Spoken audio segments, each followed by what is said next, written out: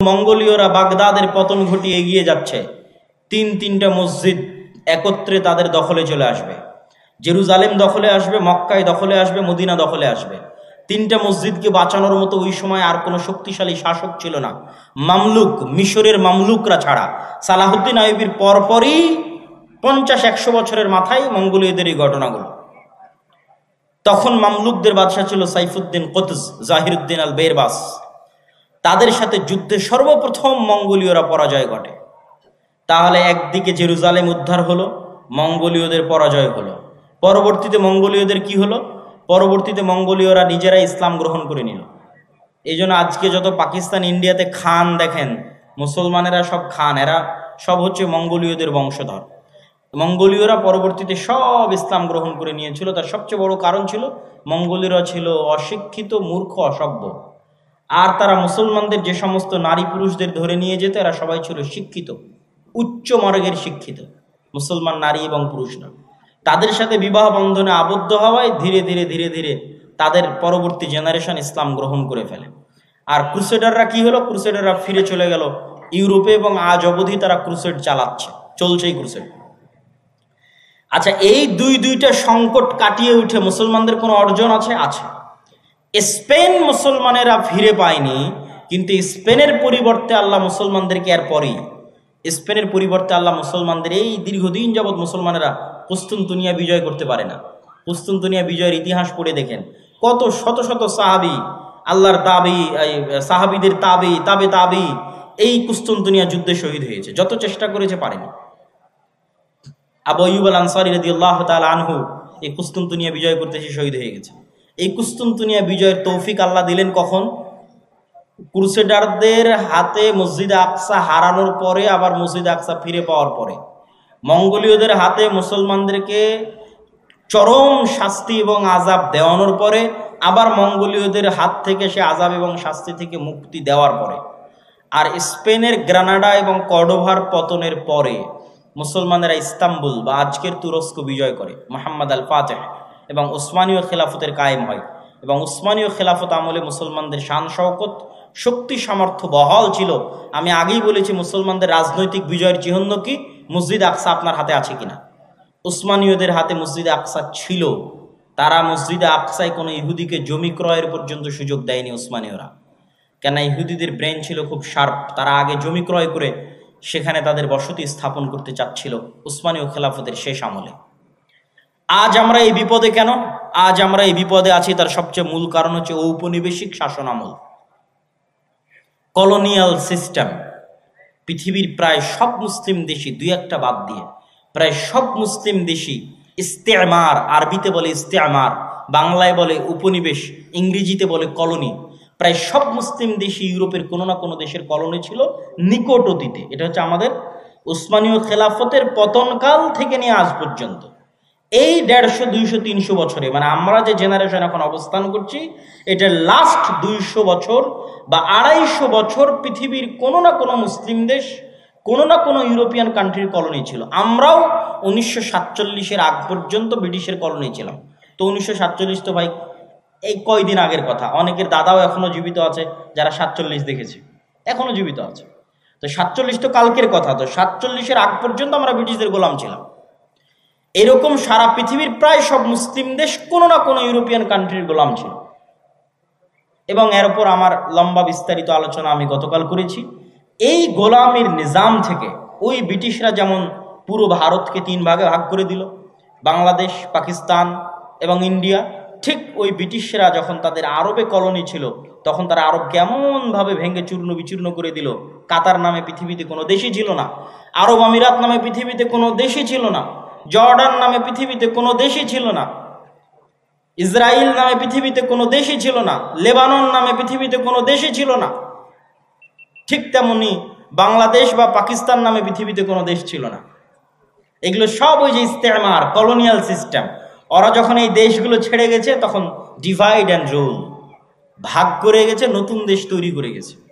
তো ওই শাম, সিরিয়াকে জর্ডানে ভাগ করেছে, লেবাননে ভাগ করেছে। একটু দিয়েছে জর্ডান, একটু দিয়েছে লেবানন, একটু দিয়েছে কাতার, একটু দিয়েছে আরব আমিরাত, একটু দিয়েছে বাহরাইন, একটু একটু করে দিয়ে ওর মধ্যে থেকে ইসরায়েল বের করেছে। ওর মধ্যে থেকে অল্প একটু জায়গা বের করেছে ইসরায়েলের জন্য, অনেক দীর্ঘদিনের সুপরিকল্পনার ফসল এবং মুসলমানদের অধপতনের ফসল, মুসলমানদের উপর আল্লাহর আযাব এবং গজবের যে আলামত সেটার প্রমাণ। আর এই আযাব এবং গজব থেকে উদ্ধার হওয়া সম্ভব নয় আমল এবং ইমানে পরিবর্তন ছাড়া। আমল এবং ইমানে পরিবর্তন ছাড়া সম্ভব নয়।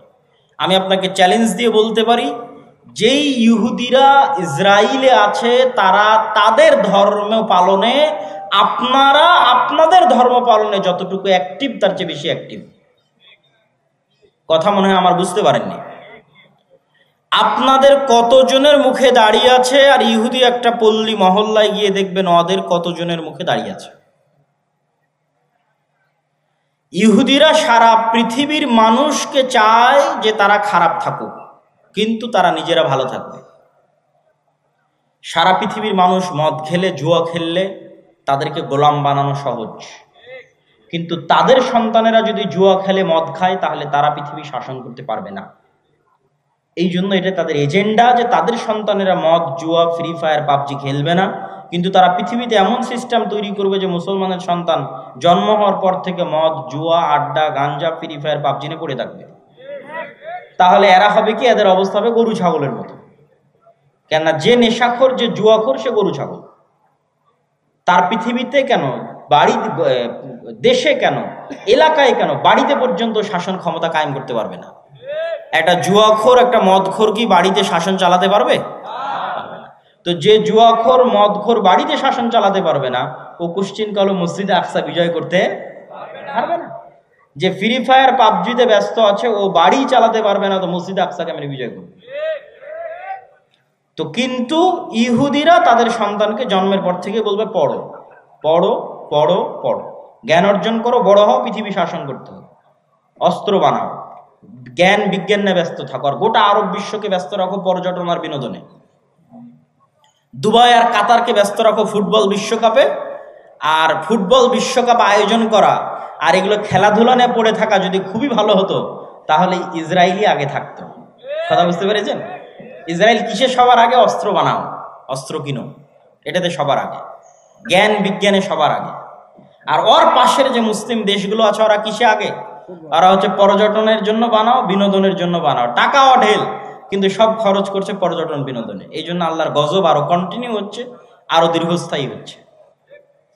এই গজব থেকে মুসলমানদের বের হতে হলে দ্বীনে ফিরে আসতে হবে। মুসলমানদের সবচেয়ে বড় শক্তির জায়গা হচ্ছে তাদের দ্বীন, তাদের আকীদা, তাদের বিশ্বাস। সারা পৃথিবীতে তারা শিখিয়েছে যে তোমরা সন্তান কম নাও, আর কোনো ইহুদি ফ্যামিলি পাবেন না যেখানে 6টা 7টা করে বাচ্চা নাই, পাবেন না। আপনি নিজে আজকে তদন্ত করতে পারেন, কেন এরা পৃথিবীর খুবই রহস্য ঘেরা একটা জাতি। এদের বিষয়ে কোনো তথ্য পাবেন না, এদের বিষয়ে গবেষণা করতে গেলে আপনি দেখা যাচ্ছে আউট হয়ে যাবেন পৃথিবী থেকে। অত্যন্ত রহস্য ঘেরা একটা জাতি, অনেক অল্প সংখ্যক।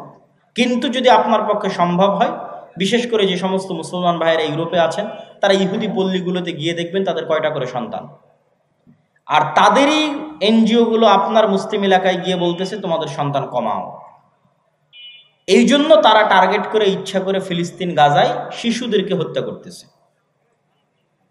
ঠিক যেমন ফেরাউন বানু ইসরায়েলের শিশুদেরকে হত্যা করত। তাহলে দুইভাবে আপনার শিশুকে হত্যা করতেছে, এক বম মেরে হত্যা করতেছে, আর এক আপনার মাথায় দিয়ে দিয়েছে যে আপনি 2টার বেশি যেন সন্তান না নেন। কিন্তু সে জন্ম দিচ্ছে 6টা 7টা 8টা 10টা করে। এই জন্য ওদের এরকম কোনো ছোট গাড়ি থাকে না। আমাদের যে ছোট কারগুলো, এই ছোট কারগুলো তারা ইউজ করে না, তারা ইউজ করে বড় 4, 6, 7 সিটের 4 হুইলার জিপ, যাতে ফুল ফ্যামিলি নিয়ে যাতায়াত করা যায়। কারণ ফ্যামিলি তো 2টা সদস্য না, 6টা 7টা সদস্য, তো ছোট কারে তো হবে না। তারা সারা পৃথিবীতে সুদি বিজনেস তৈরি করে রেখেছে, কিন্তু তারা নিজেরা পরস্পরের সাথে সুদি লেনদেন করে না। মানে এক ইহুদি আর এক ইহুদির সাথে সুদি লেনদেন করবে না, কিন্তু ওই ইহুদি আবার পৃথিবীর সবচেয়ে বড় সুদি কোম্পানির মালিক। তার মানে সারা দুনিয়ার মানুষের টাকা সুদের নামে কবজা করে নাও, কিন্তু তুমি যখন আর এক ইহুদিকে ধার দিবা তখন করজে হাসানা দিবা, সুদ নয়। যেগুলো বলতেছি এগুলো দেখা বলতেছি, আপনারাও চাইলে পরীক্ষা করতে পারেন। এইরকম বড় বড় দাড়ি থাকবে তাদের, 80 থেকে 90%। 3 ওয়াক্ত সালাত আদায় করবে, তাদের মসজিদের নাম সিনাগগ। 3 ওয়াক্ত সালাতের জন্য মসজিদে যাবে, এবং এরকম লম্বা দাড়ির সাথে যাবে। তাহলে তাদের সাথে আমাদের শত্রুতা কি? আমাদের আকীদা বিশ্বাসে কিন্তু অনেক মিল আছে। খ্রিস্টানেরাও অপেক্ষায় আছে একজন মাসিহ আসবে, ইহুদিরা অপেক্ষায় আছে একজন মাসিহ আসবে, আমরাও অপেক্ষায় আছে একজন মাসিহ আসবে। তাহলে আকীদায় মিল হলো না ভাই? আকীদায় মিল আছে। আর মাসিহ তো আসবেই, ঈসা মাসিহ। কিন্তু কার জন্য উদ্ধারকারী হয়ে আসবেন সেটাই হলো প্রশ্ন। খ্রিস্টানদের জন্য উদ্ধারকারী হয়ে আসবেন, না মুসলমানদের জন্য উদ্ধারকারী হয়ে আসবেন, না ইহুদিদের জন্য উদ্ধারকারী হয়ে আসবেন?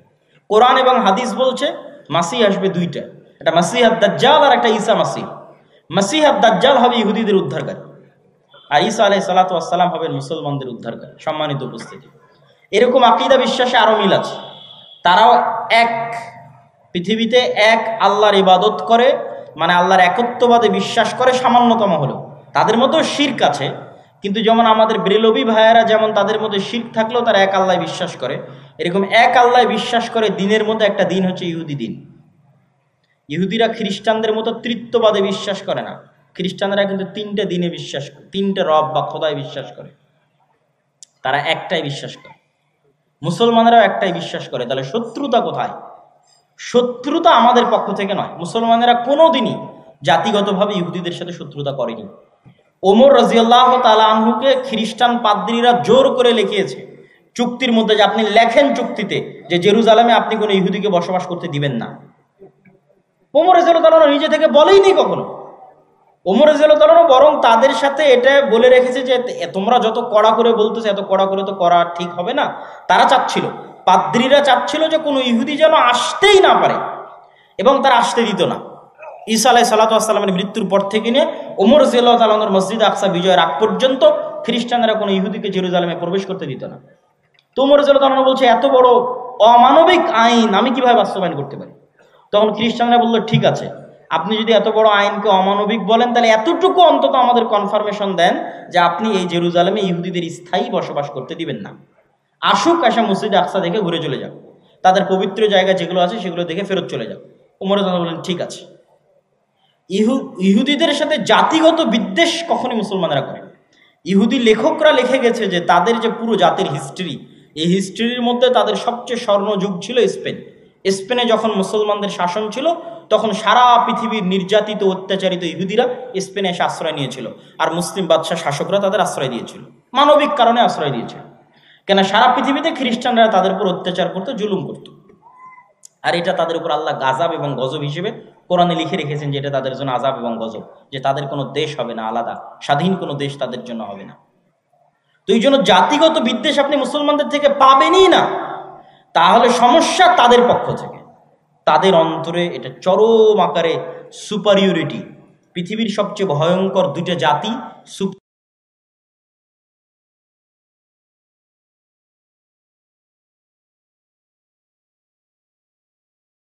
খোদার সন্তান, নাউজুবিল্লাহ, আল্লাহর সন্তান। ব্রাহ্মণেরা বিশ্বাস করে আমরা আল্লাহর মাথা থেকে তৈরি হয়েছে, ওরা বিশ্বাস করে আমরা আল্লাহর সন্তান। পৃথিবীতে আমরা বাদের যারা আছে সব আমাদের গোলাম, সবার বউ আমাদের জন্য হালাল, সবার ছেলে মেয়েকে জবাই করাও আমাদের জন্য হালাল, এতে আমাদের কোনো গুনাহ হবে না। কত রকমের এক্সট্রিম লেভেলের সুপারিয়রিটিতে তারা বিশ্বাস করে। এই সুপারিয়রিটির জায়গায় সবচেয়ে বড় আঘাত, সবচেয়ে বড় ধাক্কা দিয়েছে মুহাম্মদ সাল্লাল্লাহু আলাইহি ওয়াসাল্লাম। কি জন্য? তাদের এই সুপারিয়রিটির দাবির ভিত্তি হচ্ছে তারা ইব্রাহিমের সন্তান ইসহাকের বংশধর, এটাই দাবির ভিত্তি। তো মুহাম্মদ সাল্লাল্লাহু আলাইহি ওয়াসাল্লাম এসে দাবি করলেন আমি ইব্রাহিমের আর এক সন্তান ইসমাইলের বংশধর।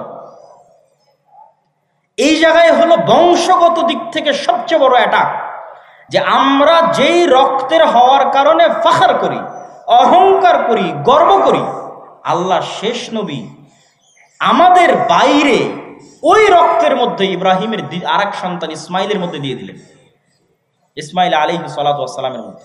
তাহলে তাদের সুপারিয়রিটিতে সবচেয়ে বড় আঘাত হানলেন কে? মুহাম্মদ সাল্লাল্লাহু আলাইহি ওয়াসাল্লাম, যে তোমাদের সুপারিয়রিটি এখন থেকে শেষ। তোমাদের বানু ইসরাইলের জন্য আল্লাহর যা রহমত বরকতের ঘোষণা ছিল সব টোটালি অফ। এখন রহমত এবং বরকত যা হবে সব উম্মতে মুহাম্মাদির জন্য। ইব্রাহিম আলাইহিস সালাতু ওয়াস সালামের সন্তান ইসমাইল, এবং আল্লাহ নবী দোয়া করলেন আল্লাহুম্মা সাল্লি আলা মুহাম্মাদ ওয়া আলা আলি মুহাম্মাদ কামা সাল্লাইতা আলা ইব্রাহিম ওয়া আলা আলি ইব্রাহিম। হে আল্লাহ, মুহাম্মদ সাল্লাল্লাহু আলাইহি ওয়াসাল্লাম এবং তার পরিবারের উপর ওই রকম রহমত বরকত নাজিল করুন যেমন ইব্রাহিমের পরিবারের উপর নাজিল করেছিলেন। আল্লাহুম্মা আমিন। আমরা দরুদে সেটা পড়ি সব সময়। তাহলে তাদের সুপারিয়রিটিতে সবচেয়ে বড় আঘাত দিলেন মোহাম্মদ সাল্লাল্লাহু আলাইহি ওয়াসাল্লাম। এই জন্য মোহাম্মদ সাল্লাল্লাহু আলাইহি ওয়াসাল্লামকে এইভাবে হত্যার চেষ্টা মক্কার কুরাইশরাও করেনি যেভাবে তারা করেছিল, কেন এটা তাদের ইগোতে আঘাত করেছে। আজও তারা বানু ইসমাইলের সন্তানদেরকে হত্যা করতেছে এই একটা কারণেই, যে তাদের সুপারিয়রিটির জন্য সবচেয়ে বড় চ্যালেঞ্জ হচ্ছে ইসলাম এবং মুসলমানরা। কেন তারা যেই মিল্লাতে ইব্রাহিমের দাবি করে, ওই মিল্লাতে ইব্রাহিমের যোগ্য এবং সত্য দাবিদার, যোগ্য এবং সত্য উত্তরসূরি হচ্ছে মুহাম্মদ সাল্লাল্লাহু আলাইহি ওয়াসাল্লাম এবং তার অনুসারীরা। এবং তাদের ধর্মগ্রন্থে লেখা আছে যে ইব্রাহিম আলাইহিসসালাতু ওয়াসসালামের আরেক স্ত্রী হাজেরা এবং হাজেরার সন্তান ইসমাইলকে মক্কায় রেখে আসা হয়েছে। তাদের ধর্মগ্রন্থে লেখা আছে তোমাদের ভাইদের মধ্যে আল্লাহ শেষ নবী পাঠাবে। ওরা মনে করে আছে আমাদের ভাইদের মধ্যে মানে বা ইব্রাহিম আলাইহিস সালামের দুই সন্তানও তো পরস্পরে ভাই, ভাই না ভাই না? ইসহাক এবং ইসমাইল পরস্পরে ভাই না ভাই না? ভাই। তারা মনে করে আছে যে ইয়াকুব আলাইহিস সালামের 12 সন্তান, আমরা পরস্পরে ভাই, আমাদের মধ্যে থেকে আল্লাহ শেষ নবী পাঠাবেন, এই অপেক্ষায় তারা আছে। কিন্তু আল্লাহ সুবহানাহু ওয়া তাআলা তাদের ভাইদের মধ্যেই শেষ নবী পাঠিয়েছেন, সেটা তাদের আদি ভাই ইয়াকুবের পিতা ইসহাক আলাইহিসসালাতু ওয়াসসালামের রক্তের ভাই ইসমাইল আলাইহিসসালাতু ওয়াসসালামের বংশে আল্লাহ সুবহানাহু ওয়া তাআলা শেষ নবী পাঠিয়েছে। সম্মানিত উপস্থিতি, এই হিংসার কারণে, এই বিদ্বেষের কারণে তারা মুসলমান এবং ইসলামদেরকে সমূলে ধ্বংস করে দিতে চায়। কেন তারা জানে তাদের পতন যদি কারো হাতে হয়, মুসলমানদের হাতেই হয়। এটাই হলো সমস্যা। যেমন ফেরাউন জানতো তার পতন যদি কারো হাতে হয়, বানু ইসরাইলের হাতে হয়। তারাও জানে আমাদের পতন যদি কোনোদিন কারো হাতে হয়, তাহলে মুসলমানদের হাতে হবে। সম্মানিত উপস্থিতি, আমি আমার এই দীর্ঘ ঐতিহাসিক বিশ্লেষণ থেকে আপনাদের কাছে এতটুকুই আহ্বান জানাবো, দিনে ফিরে আসা ছাড়া। আপনি তাদের সাথে মোকাবেলা করবেন অথচ আপনার মধ্যে দিন নাই, তাহলে কি দিয়ে মোকাবেলা করবেন? সে তো দিনের কারণেই এটা জয় করতে এসেছে, দিনের কারণে এখানে শাসন প্রতিষ্ঠা করতে এসেছে, দিনের কারণে আপনাকে হত্যা করছে। আর আপনি দিন ছেড়ে দিয়ে তার উপর দিয়ে বিজয় লাভ করতে চাচ্ছেন, এটা ইম্পসিবল, অসম্ভব। একদল মানুষ যদি দিন পালন করে আল্লাহর উপর ভরসা করে বের হয়ে আসে, তাহলে তাদের হাতে আল্লাহ সুবহানাহু ওয়া তাআলা মসজিদে আকসা বিজয় দিবেন, এটা আল্লাহর ওয়াদা। আমরা এখন পারছি না কেন? আমরা এখন গজবের অবস্থায় আছি, আযাবের অবস্থায় আছি। আল্লাহ তাদেরকে দিয়ে আমাদের উপর শাস্তি দিচ্ছে। যেমন ফেরাউনকে দিয়ে তাদেরকে শাস্তি দিয়েছিল, তাদেরকে আযাব এবং গজবের মধ্যে আল্লাহ সুবহানাহু ওয়া তাআলা নিক্ষেপ করেছিলেন। ঠিক এই যুগের ফেরাউন হচ্ছে তারা। আমরা আযাব এবং গজবের মধ্যে আছি, এবং এখান থেকে উদ্ধার পেতে হলে ঈমান এবং আমল লাগবে, স্বাধীন চেতা বিশ্বাসী লাগবে। গোলামি বিশ্বাস চলবে না। আমি বলেছি আমাদের সবচেয়ে বড় সমস্যা গোলামির বিশ্বাস। মুসা আলাইহিস সালাম যদি বানু ইসরাইলের ঘর বাড়িতেই লুকিয়ে লুকিয়ে মানুষ হতেন, উনি জীবনে কোনোদিন ওই ফেরাউনের বংশের কিবতীকে এক থাপ্পড়ে হত্যা করতেন না। কেন না? বানু ইসরাইলের সাথে পালিয়ে পালিয়ে মানুষ হতে হতে অন্তর ছোট হয়ে যেত। কথা আমার বুঝতে পারছেন? তো মুসা আলাইহিস সালামকে আল্লাহ মানুষ করলেন ফেরাউনের ঘরে। তো ফেরাউনের ঘরে উনি স্বাধীন চেতা হয়ে মানুষ হয়েছে, যে একটা মানুষের পূর্ণ অধিকার সুযোগ সুবিধা কি হওয়া উচিত। ওই অবস্থায় বড় হয়ে যখন দেখছে তার বংশের মানুষকে আর একজন মারছে, তখন দিয়েছে এক থাপ্পড়ে মরে গেছে। তো এক থাপ্পড় দেওয়ার জাজবা কোথায় থেকে আসলো? গোলামি মুক্ত অবস্থায় বড় হয়েছেন, এই জন্য আল্লাহ তাকে গোলামি মুক্ত অবস্থায় ফেরাউনের বাড়িতে, ফেরাউনের ঘরে বড় করেছে। আর আমরা জীবনযাপন করছি 200-250 বছর থেকে গোলামির অবস্থায়, এখনো গোলামির অবস্থায়। স্বাধীন চেতা মনোভাব আমাদের মধ্যে নাই। আমাদের চাল চরিত্র বিকৃত হয়ে গেছে, স্বভাব চরিত্র বিকৃত হয়ে গেছে। এই জন্য আমাদেরকে আমাদের দিনে ফিরে আসতে হবে, স্বাধীন চেতা মনোভাবী হতে হবে। মা এবং বোনদেরকে নিয়ত রাখতে হবে যে তারা পুত পবিত্র অবস্থায় সন্তান জন্ম দিবে আল্লাহ সুবহানাহু ওয়া তাআলার সন্তুষ্টির জন্য, আল্লাহর দ্বীনের জন্য। কখনো বেহায়াপনা দিয়ে পুরুষ জন্ম দেওয়া সম্ভব নয়। বেহায়াই বেলেল্লাপনা দিয়ে মুজাহিদ পুরুষ জন্ম দেওয়া সম্ভব নয়। বেহায়াইর মধ্যে মেয়েলি পুরুষ জন্ম নিতে পারে। কথা আমার বুঝতে পারছেন? যখন একটা সমাজে পরিপূর্ণরূপে বেহায়াই ছড়িয়ে পড়ে, তখন ওই সমাজের পুরুষরা কি হয়ে যায়? মেয়েলি পুরুষ হয়ে যায়। আমাদের সমাজে যদি বেহায়াপনা বেলেল্লাপনা বেশি ছড়িয়ে পড়ে, তাহলে আমাদের মধ্যে আর পুরুষের রক্তই নাই, সব মেয়েলি পুরুষ হয়ে গেছে। এদের দিয়ে কোনোদিন জেহাদও হবে না, এদের দিয়ে মসজিদে আকসাও বিজয় হবে না। তাহলে পুরুষ জন্ম দিতে হবে। পুরুষকে জন্ম দিতে পারবে পুত পবিত্র বেহায়াপনা বেলেল্লাপনা মুক্ত অবস্থায় যে থাকবে, সে পুরুষ সিংহ, বাঘ, বীর সিংহ সালাহুদ্দিন আইয়ুবী, তারেক বিন জিয়াদের মতো সন্তান জন্ম দিতে পারবে, স্বাধীন চেতা সন্তান জন্ম দিতে পারবে, মেয়েলি পুরুষ নয়। এই জন্য পর্দার গুরুত্ব আছে ইসলামে। সম্মানিত উপস্থিতি, বক্তব্য আলোচনা করতে গেলে আরো দীর্ঘায়িত হয়ে যাবে। আমরা আজকে যে উদ্দেশ্যে এখানে একত্রিত হয়েছি সেটা হচ্ছে দাওয়া ইলাল্লাহর পক্ষ থেকে মসজিদ ভিত্তিক দিন শিক্ষা কার্যক্রম। আমরা 4টে জেলার 126টা মসজিদ সফর করেছি, আপনার এলাকাতেও এসেছি। আপনাদের চারঘাটে সফর করেছি, আপনাদের বাঘায় সফর করেছি, আপনাদের পুঠিয়াতে সফর করেছি। হয়তো সফরের সময় আপনারা ছিলেন না বা জানতেন না, হয়তো সেভাবে বুঝতে পারেননি, কিন্তু আমরা আমাদের মতো 126টা মসজিদ সফর শেষ করেছি। আমাদের সফরগুলো আবারও শুরু হবে ইনশাআল্লাহ, এবং 200 থেকে 250টার মতো মসজিদে আমাদের মসজিদ ভিত্তিক দিন শিক্ষা